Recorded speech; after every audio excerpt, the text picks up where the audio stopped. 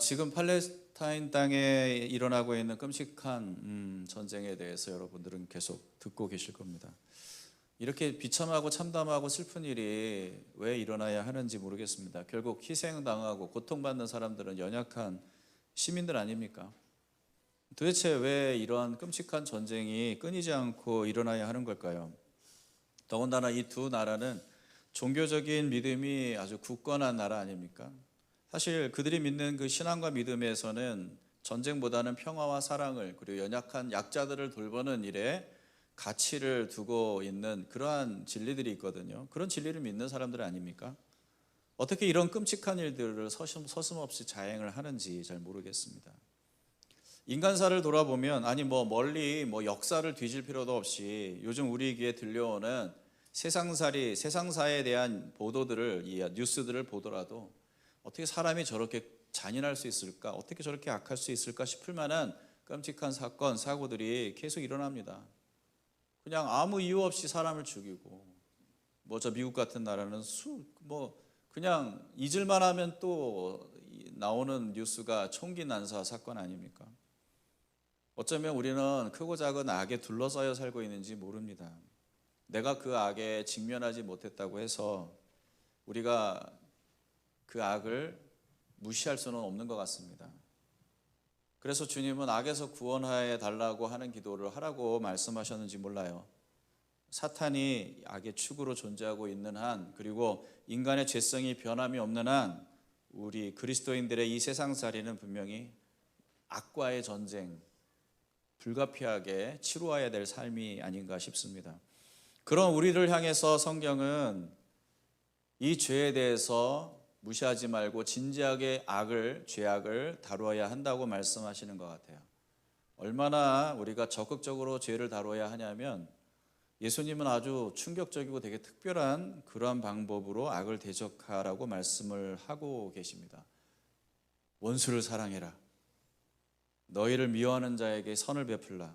누가 네 뺨을 때리면 다른 쪽 뺨을 돌려대라. 이 너무 충격적이지 않습니까? 물론 이 말씀에 대해서 우리는 대단한 오해를 많이 갖고 있습니다. 특별히 뺨을 때리라니까 그게 가능해요? 그래 이쪽도 때려 이렇게 되라는 얘기인가? 그런 뜻이 아니거든요. 언젠간 여러분과 나눌 기회가 있을 겁니다. 전혀 그런 뜻 아닙니다. 바울도 이런 예수님의 가르침을 그대로 받아들이고 그의 그 서신서에 이 진리가 잘 드러나요. 오늘 읽은 말씀에도 나타나지 않습니까? 악은 악으로 갚지 말고 원수가 굶주리거든 먹이고 목마르거든 마시게 해라. 선으로 악을 이겨라. 선으로 악을 이기래요. 이건 예수님의 가르침이기도 하고 신약의 가르침, 복음의 가르침이기도 합니다. 그런데 우리는 이 말씀이 잘 이해가 안 됩니다. 어떻게 선으로 악을 이기지? 만약 우리가 제대로 이 말씀을 이해할 수 있다면 이 땅을 살아갈 때 우리는 그리스도인답게 이 세상에서 일어나고 있는 이 끔찍한 악을, 그리고 우리가 경험하게 되는 이 불합리한 이 세상의 비극적인 일들을 제대로 바라보고 대처할 수 있을 것입니다. 그러기 위해서 우리는 세 가지를 배워야 합니다. 첫째, 선으로 악을 이긴다는 게 무슨 뜻일까요? 둘째, 선으로 악을 이긴다는 것은 어떻게 하라는 얘기인가요?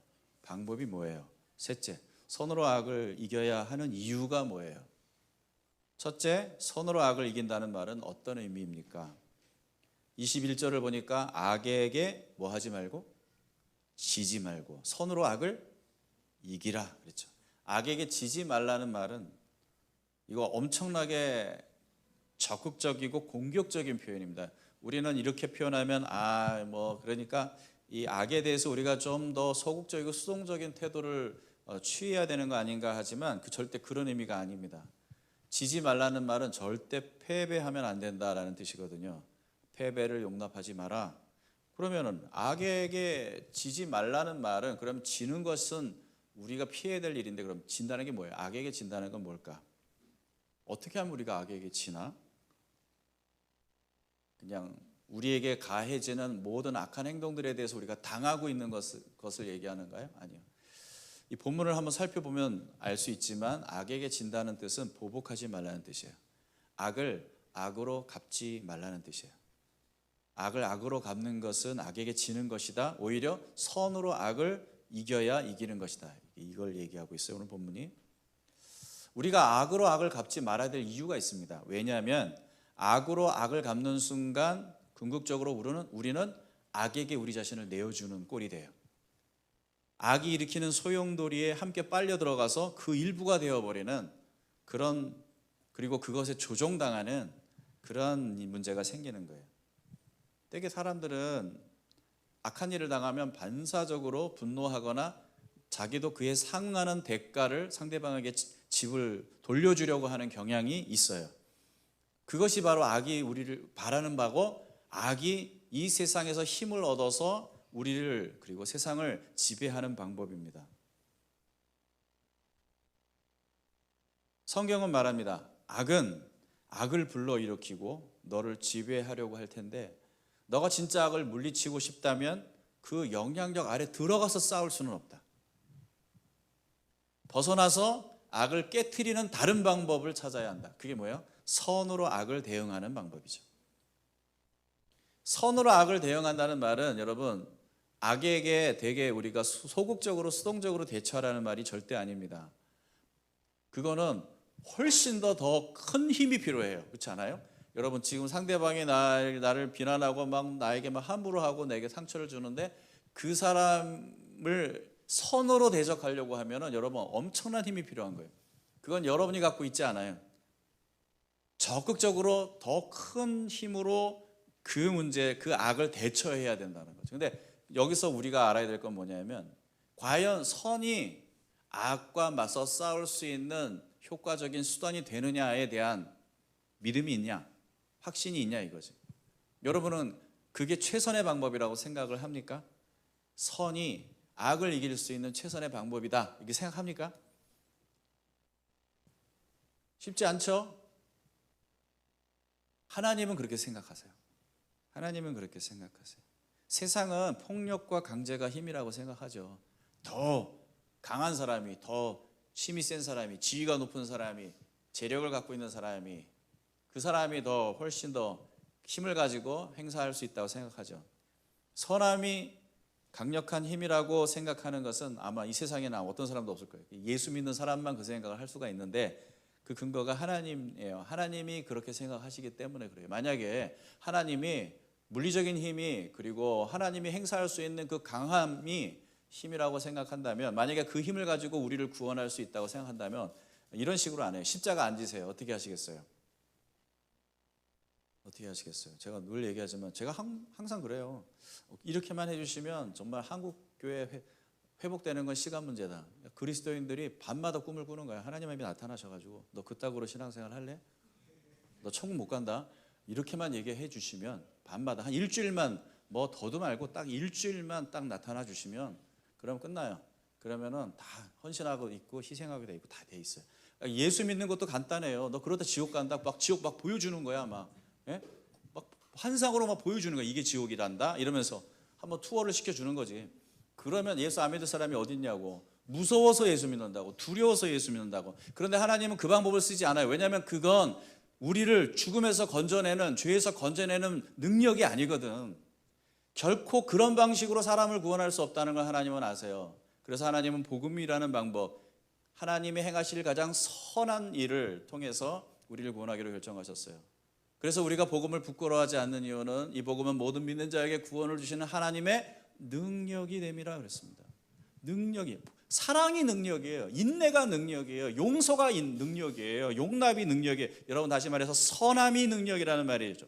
하나님은 우리를 그렇게 구원하셨어요. 아니, 우리를 구원하시는 방법이 우리에게 가장 큰 능력 아닙니까? 그러면 이 능력이 이 세상을 살아갈 수 있는 능력 아닙니까? 우리는 그 능력을 갖고 악을 파쇄하는 그러한 삶을 살아야 한다는 거죠. 20절을 보면 이제 이 관점을 봐야 20절이 풀려요. 20절을 보세요, 같이.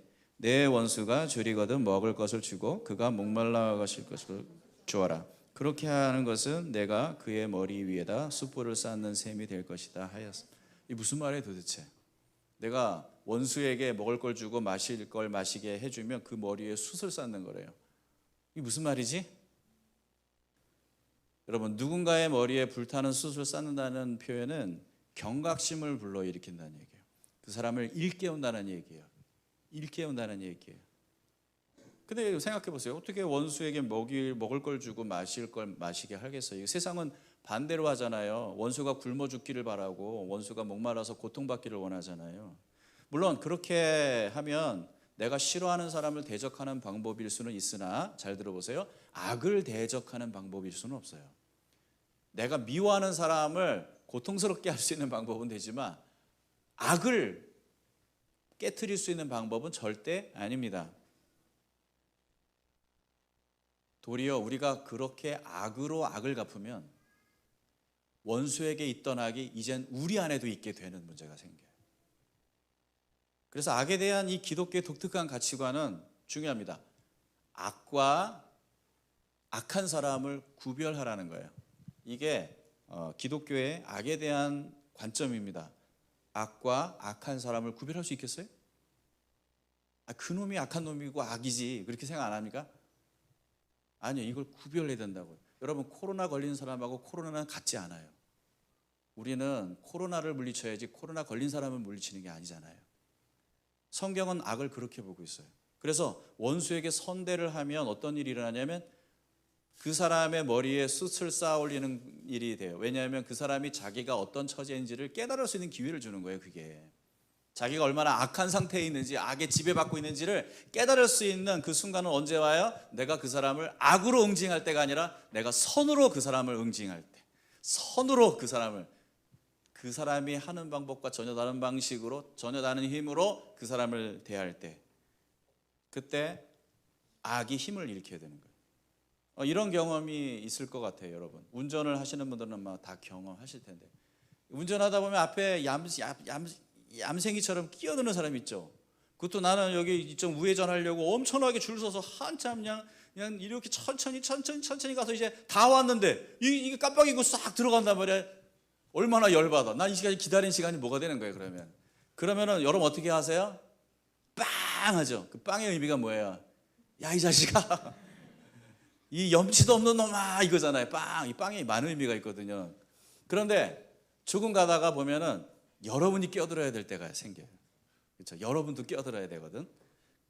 깜빡이를 딱 넣고, 여러분 그런 경험 많이 했을 거예요. 깜빡이 넣고 딱 들어가려고 했는데 뒤에 공간이 충분히 있겠는데 갑자기 내가 깜빡이를 넣는 순간 뒷차가 갑자기 속도를 확 내서 앞으로 온단 말이야. 못 들어가게 만들어. 그러면 그때 여러분 화나요, 안 나요? 화나죠? 그때도 화나죠? 그때 화 왜 나요? 저 치졸한 인간. 그거를 안 내주네. 나 사정이 있는데, 이런 생각을 한단 말이에요. 그런데 이제 더 가면 더 이상 끼어들 수가 없는 지점이 나오잖아요. 반드시 끼어들어야 돼요. 안 그러면 여기서 못 끼어들면 30분을 돌아가야 돼요. 그러니까 그럼 어떻게 해야 돼요? 여러분 결단을 하고 내가 들이받는 한이 있어도 내가 끼어들고야 말리라 작심을 하고 아주 그냥 마음을 독하게 먹고, 뒤에 있는 차를 째려보면서 깜빡이를 팍 끼고 그냥 확 들어간단 말이에요. 그런데 어라? 뒤에 있는 차가 달려올 줄 알았더니 쫙 빼주는 거예요. 공간을 내주는 거예요. 들어오세요 라는 느낌? 그때 여러분 많이 당황스럽지 않나요? 당황스럽죠.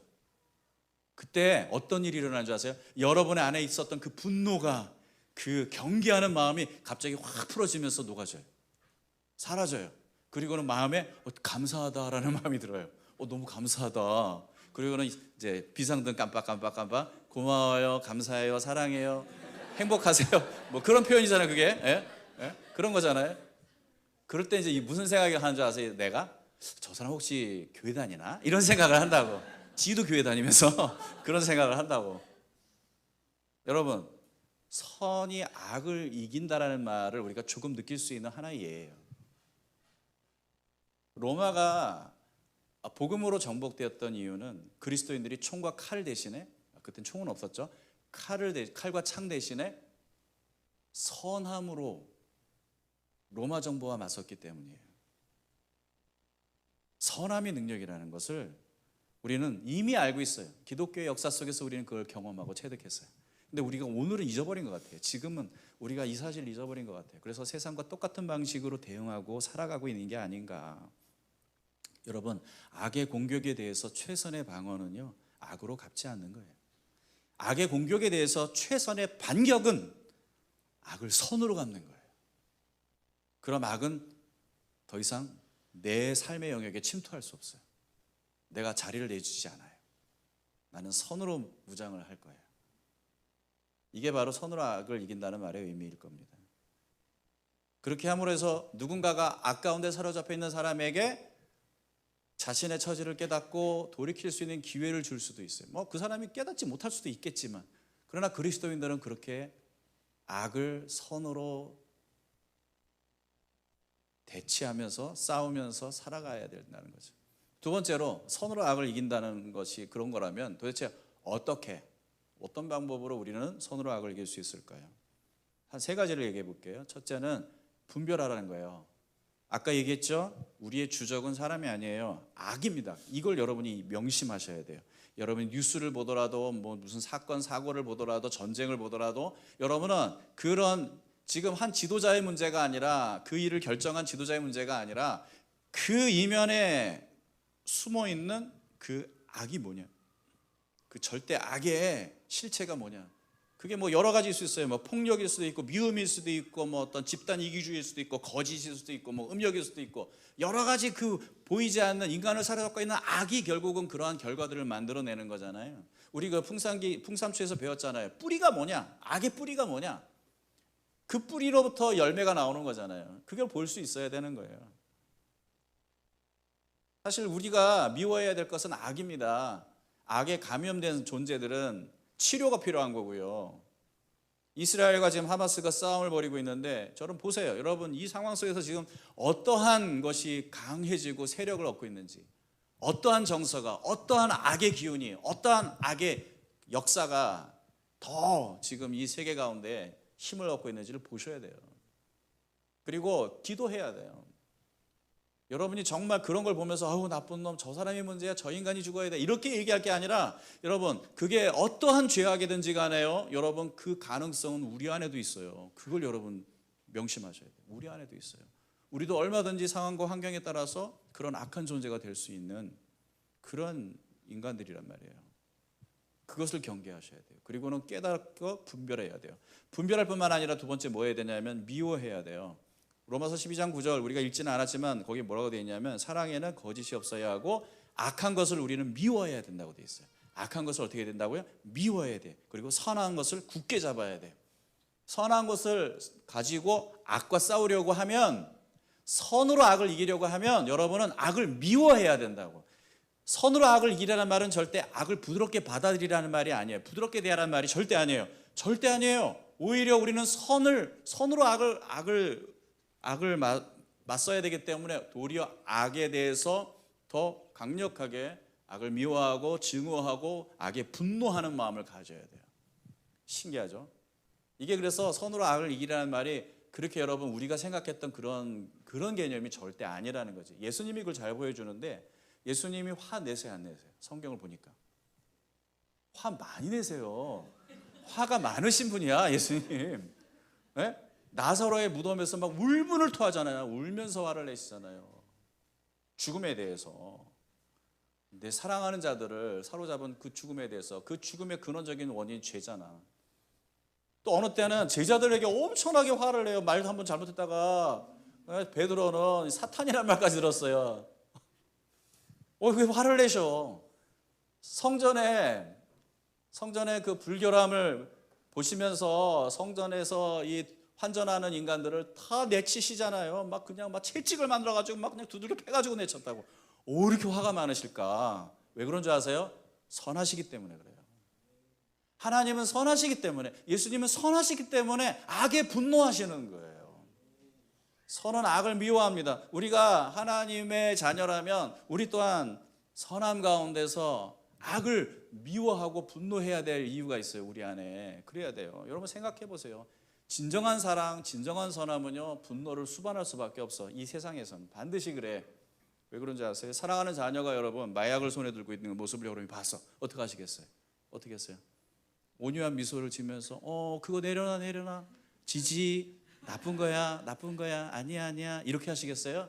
야 이 자식아 이러면서 멱살을 잡고 그냥 그거 당장 안 버려 이놈의 자식아 이러면서 여러분 화내지 않겠어요? 예수님은요, 야, 이 독사의 자식들아, 이런 말까지 하셨어요. 예수님의 사랑은 늘 온유한 미소의 사랑이 아니에요. 불같은 분노의 사랑일 때도 있단 말이에요. 예수님이 화를 내시는 이유가 뭐예요? 완전한 선을 이루시기를 원하시기 때문에 그래요. 사랑하는 자를 악으로부터 빼앗기지 않기를 원하시기 때문에 그래요. 그리스도인들은 악이 사람들을 망가뜨리는 것을 보며 분노할 줄 알아야 돼요. 거기까지 볼 수 있는 게 그리스도인이에요. 사랑하는 지체가 잘못된 길로 가고 있으면 저러면 안 되는데 라고 속으로만 생각할 게 아니라 가가지고 얘기를 해줘야 돼요.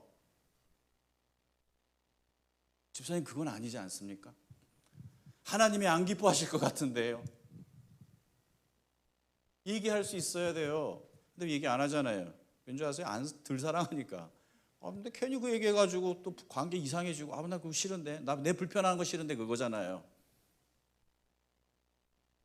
세 번째로, 여러분, 분별해야 되고 악은 미워해야 하나 사람은 축복해야 합니다.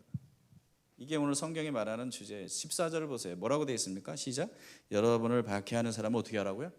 축복하십시오. 축복을 하고 뭐 하지 말라고요? 저주하지 말라고. 와, 저주하지 마세요. 저주하지 마세요. 어떻게 그게 가능해요? 악과 사람을 구별할 줄 알 때 가능한 거예요. 이걸 분리해서 보지 않으면 할 수 없지. 이걸 분리할 수 있기 때문에 원수에게 줄이거든 먹을 걸 줄 수 있고, 목마를 때 마실 수 있게 해줄 수 있다는 거죠. 그렇다고 해서 그 사람이 하는 악한 일조차 우리가 용납한다는 말은 절대 아닙니다. 도리어 그 사람을 사랑하기 때문에 악을 명확하게 지적할 줄 알고, 그것을 드러낼 줄 알고, 그것을 미워하며 대적할 줄 알아야 돼요. 어떻게 이렇게 할 수 있을까? 이 균형 잡힌 이 모습이 여러분에게 정말 필요하단 말이에요. 악을 우리가 어느 정도로 미워하냐면, 하나님 저거 그냥 내버려 두지 마십시오, 이렇게. 근데 내가 어떻게 할 수는 없으니까 하나님이 하십시오. 하나님이 판단하시고 하나님의 공의대로 이 죄악을 절대 그냥 내버려 두지 마십시오. 제거해 주십시오 라고 하는 마음이 우리한테 있는 거예요. 그게 선으로 악을 대응하는 사람들의 태도예요. 19절에 보면 뭐라고 되어 있습니까? 같이 한번 볼까요? 사랑하는 여러분은 스스로 원수를 갚지 말고 그 일은 하나님의 진노하심에 맡기세요. 하나님 그냥 내버려 두시면 안 돼요. 저 악이 더 번창하는 거 원치 않습니다. 하나님 진노하심으로, 하나님의 심판으로. 성경에도 기록하기를 원수 갚는 것은 내가 할 일이니 내가 갚겠다고 주님 말씀하셨지 않습니까? 갚아주십시오. 그래서 악을 처벌해 주십시오.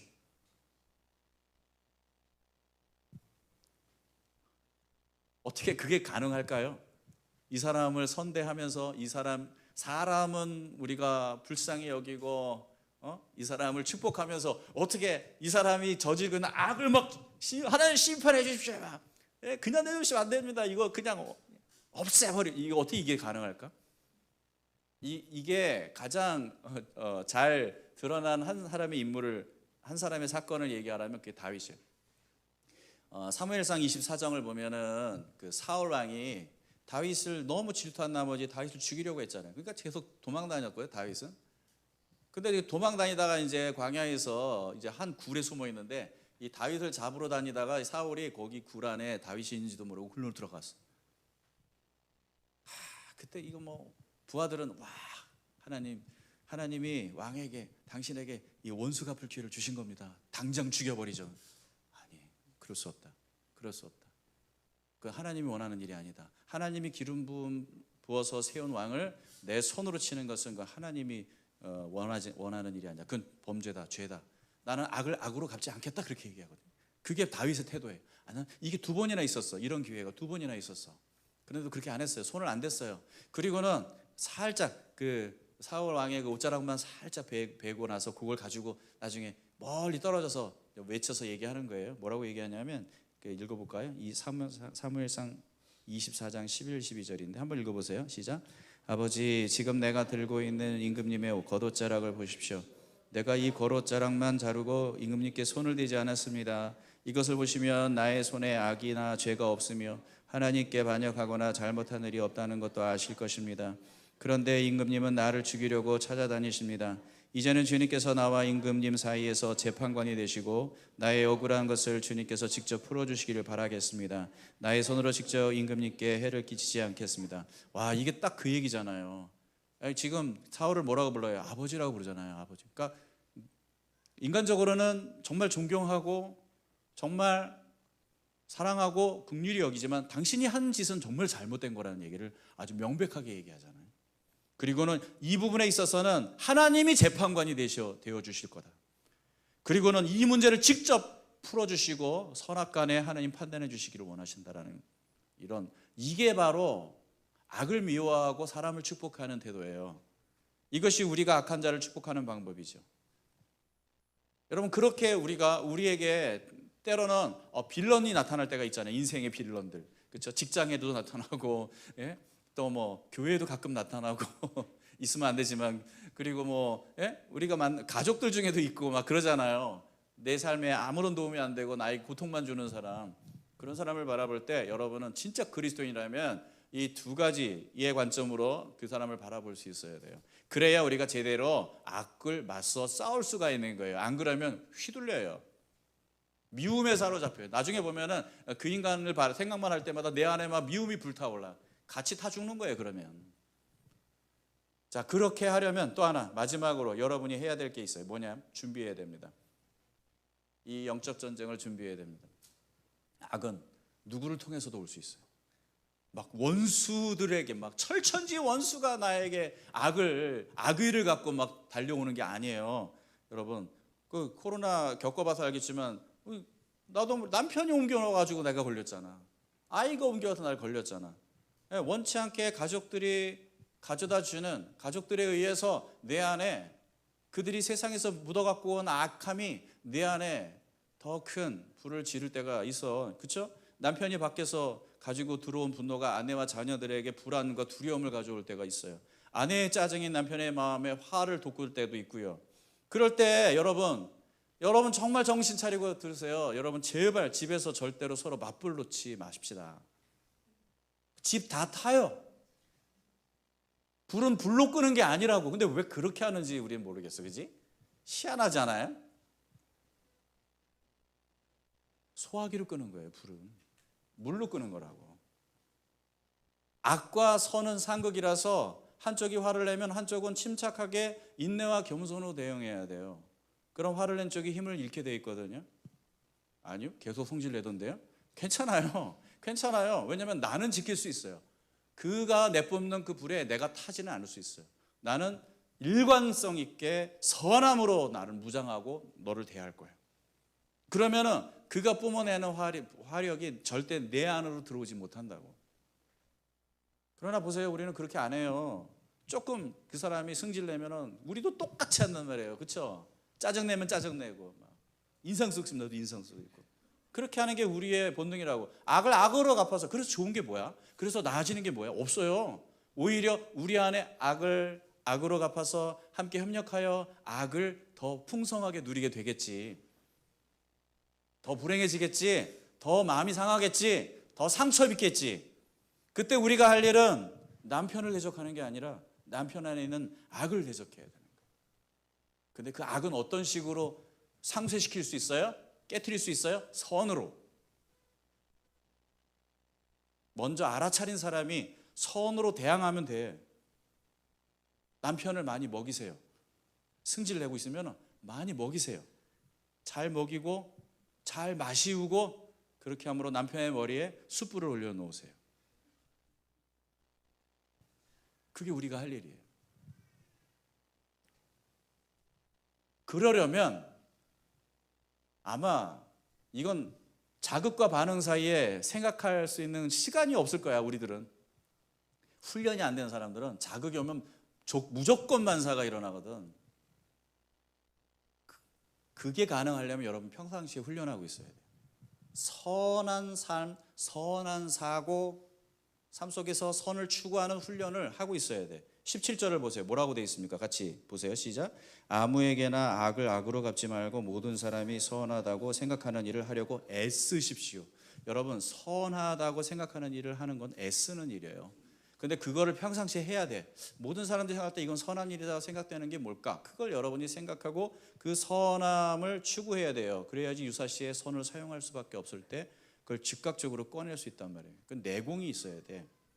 선을 지향하는 훈련, 선을 생각하는 훈련, 무엇이 최선일까를 생각하는 훈련, 그런 훈련을 하고 있는 사람들은 빨리 악의 기운을 알아차릴 수가 있어요. 그리고 선한 대처를 할 수 있는 민첩성을 우리가 가질 수가 있어요. 악이 우리를 삼키기 전에 우리가 선으로 대응할 수 있단 말이에요. 그러려면 매사에 여러분이 선한 것을 추구하는 훈련을 하셔야 돼요. 두 번째로 모든 사람들과 화평을 도모해야 돼. 이게 우리가 준비해야 할 일이에요. 예? 우리가 악을 적극적으로 막아내기 위해서 준비하라고 그랬잖아요. 준비할 일이에요. 이게 18절을 보세요. 뭐라고 돼 있어요? 여러분 쪽에서 할 수 있는 대로 모든 사람과 더불어 화평하기. 화평은 저절로 이루어지지 않아요. 할 수 있는 대로. 그러니까 여러분이 해야 돼. 거저 안 돼. 뭔가 노력해야 돼. 아내와 남편 사이의 화평도 그냥 저절로 부부니까 결혼하니까 자동으로 이루어지나요? 아니죠. 해야 돼요. 사랑해를 얘기하든지 미소를 짓든지 아니면 설거지를 대신 해주든지 여러분 화평을 도모하는데 여러분이 힘 쓰셔야 돼요. 그래야 작은 불씨가 더 큰 불이 되지 않게 할 수 있어요. 그러나 그럼에도 불구하고 내가 노력했음에도 불구하고 여전히 나를 찌르고 불편하게 만드는 그런 악한 사람들은 있을 수 있다. 괜찮아. 그런 사람들은 어쩔 수 없는 거야. 중요한 건 그 사람이 나까지 악으로 물들이게 만들지 못하게 하는 게 중요한 거지.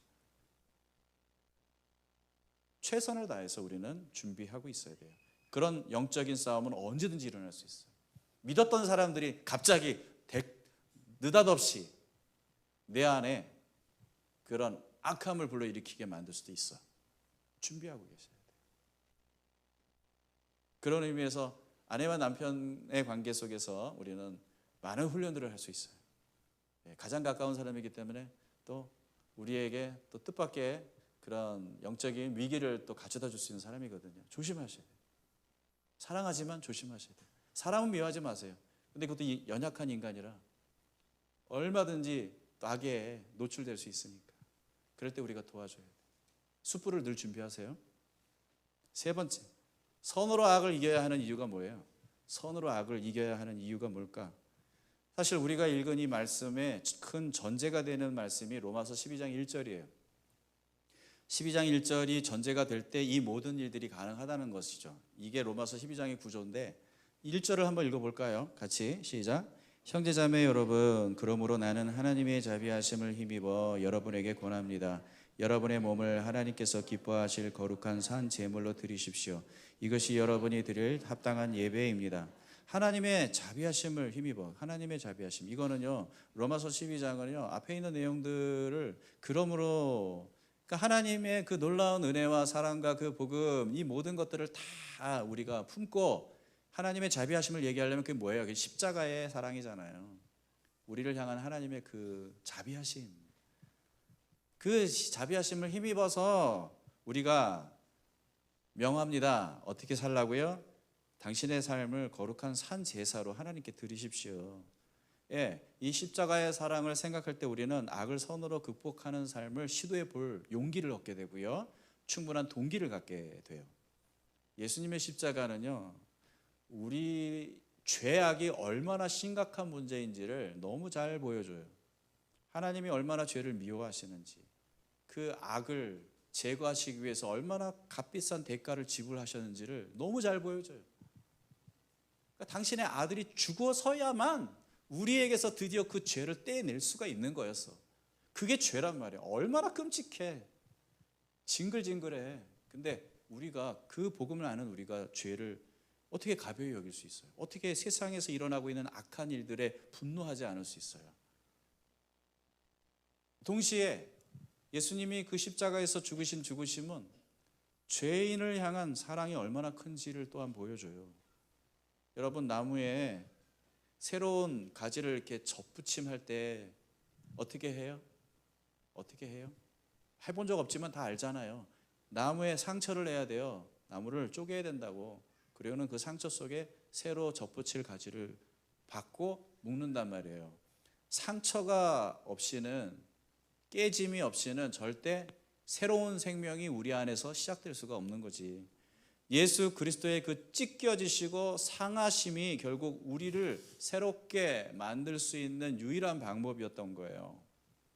그런 십자가는 우리로 하여금 하나님의 놀라운 사랑을 알게 만들어요. 그런 나도 용서받고 하나님께 용납되었어요. 그래서 우리는 십자가를 알기 때문에 죄악을 미워하면서도 죄 가운데 사로잡혀 있는 사람들을 긍휼히 여길 줄 아는 마음을 갖게 되는 거예요. 때로는 우리에게 악의를 가지고 다가오는 사람들이 있어요. 우리에게 상처를 주는 사람들이 있어요. 근데 여러분 잊지 마세요. 나의 존귀함이 그들의 그러한 그 새치혀의 몇 마디 말로 무너지지 않아요. 그들이 아무리 악한 짓을 하더라도 그것 때문에 나의 존재 가치가 아무것도 아닌 게 되지는 않아요. 왜냐하면 나의 존재와 나의 존귀함은 사람들의 평판에 달려있는 게 아니라 하나님이 나를 위해 하신 일에 달려있기 때문에 그래요. 그래서 우리는 어떠한 악을 맞섰더라도 당당할 수 있어요. 그 악은 절대 나를 해칠 수 없으니까. 그러면 악을 그러면서 노려보면서 미워하면서 사람들을 긍휼히 여기는 예수의 사람으로 우리는 세상을 바라볼 수 있어야 하고 살아낼 수 있어야 합니다. 사랑하는 성도 여러분, 우리는 십자가를 믿기에 불의를 용납할 수 없어요. 동시에 우리는 십자가를 믿기에 그리스도께서 용서하신 사람들을 증오할 수 없어요. 우리는 선으로 악을 이기는 삶을 살도록 부름받은 사람들입니다. 십자가의 은혜를 알게 된 사람들입니다. 당당하게 세상에 나가서 세상의 온갖 악을 바라보면서 기도합시다. 그리고 우리가 할 수 있는 일을 합시다. 그렇게 함으로 해서 하나님이 우리를 통해서 세상의 한 끝에서 죄악에 사로잡힌 자들을 다시 돌이켜 주실 수 있다면 감사하고, 또 우리가 그곳에서 하나님을 위해서 승리하는 삶 자체만으로도 우리는 하나님께 영광을 돌릴 수 있을 줄 믿습니다. 함께 찬양하겠습니다.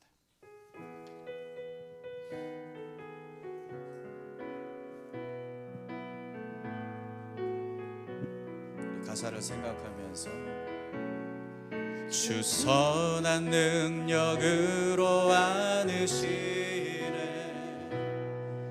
그 크신 팔로 날 붙드시네, 절망 속에도 흔들리지 않고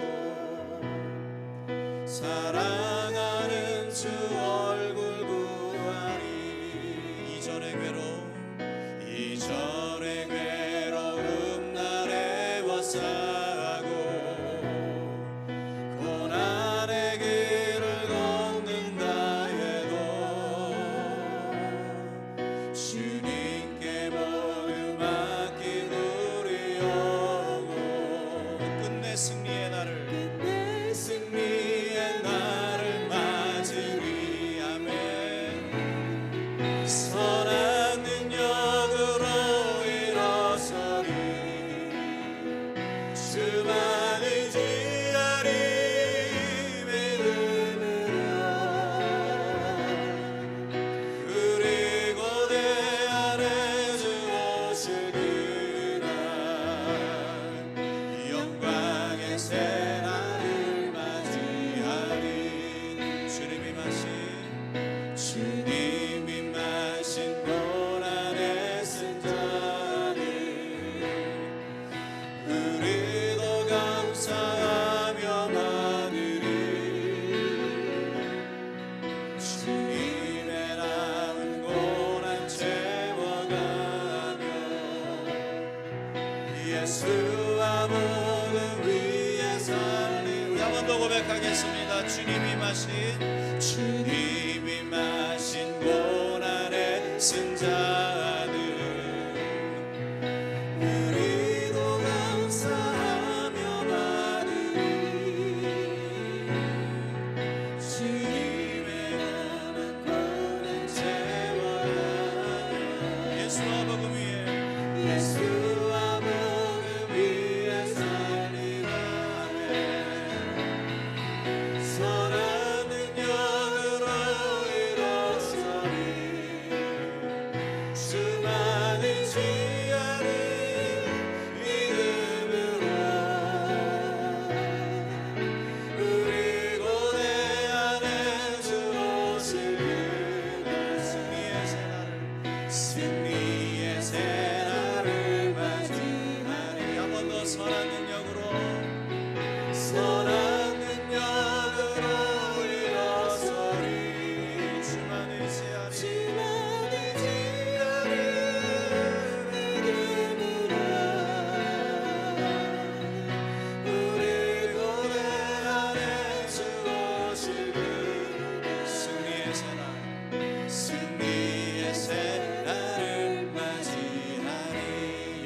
영광의 새날, 이 영광의 새날을 맞이하리. 여러분, 십자가의 능력으로 우리가 구원받았다면 십자가의 능력으로 우리는 이 땅에서 살고 그 능력으로 승리하게 될 것입니다. 하나님, 오늘 그 능력이 얼마나 크고 위대한지 다시 한번 깨달아 알게 하여 주시고, 이 악한 세상에서 우리가 당당하게 선언함으로 승리할 줄 아는 하나님의 거룩한 백성 되게 해 주옵소서. 오늘 우리의 마음을 사로잡고 있는 두려움이 무엇입니까? 절망이 무엇입니까? 분노가 무엇입니까? 악이 우리의 마음을 지배하지 못하도록 하나님 다시 한번 이 십자가의 능력 붙들고 일어서게 하여 주시고 승리케 하여 주시옵소서. 그리고 그 마음과 그 눈으로 세상 바라보며 우리가 당당하게 승리하는 삶을 살아갈 수 있게 해달라고 기도하며 나가겠습니다. 할렐루야. 아버지 하나님, 기도하며 나갑니다.